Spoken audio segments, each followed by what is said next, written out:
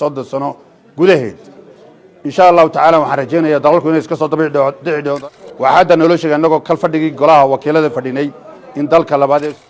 وحنا نقول ديار وهم بدحونا كعصنيا إن نقول السفير ككواد السومال لأن دلك إسرائيل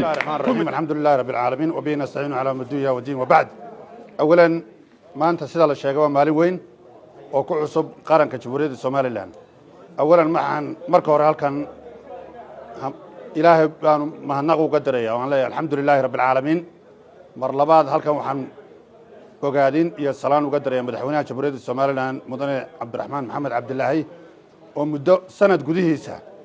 كوكياني رنتي هولا فربضان قاربكم هذين دونا مستقبلك runtii iyo guulo fara badan u keenay ama u soo hooyay qaranka Jamhuuriyadda Soomaaliland tana ay kamid tahay guulaha ugu waaweyn ee lagu xasuusan doono madaxweynaha Jamhuuriyadda Soomaaliland maanaqa ka bacdi waxaan halkan iyadana hanbalyo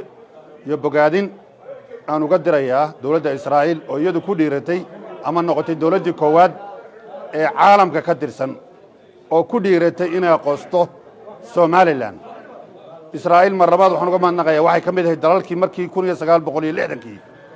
ugu horeeyay Soomaaliland اعترافay maantana waxay noqotay dalkii koowaad taasuna mar labaad mahad fara badan bay leeyihiin inta waxay raacda waxaan hanbaliyo bogaadin u dirayaa guusha soo hoyatay cid kastoo ka shaqeysay oo xukuumadda madaxweyne Cabdiraxmaan Maxamed Cabdilaahi uu ka mid yahay shacabka Soomaaliland waxaan ugu bishaareynayaa guusha weyn u soo hoyatay oo waxaynu ku noolnahay 5 sano gudaheed insha Allah taala waxaan rajeynayaa dalalku inay iska soo dhici doonaan وحدا نقولش إنه كل فرد جلاها وكيله فرديني إن دلك الله بعد السود السودان وساقنا سيد وكلا وكل واقعي اعتراف كي سيد مدحوين نوشة كانت الدولة كلا شيء كوسو جيران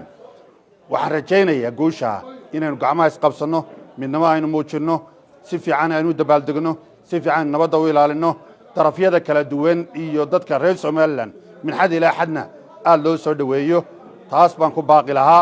وحرجينا يا هالكن هدي اللي قولي روايو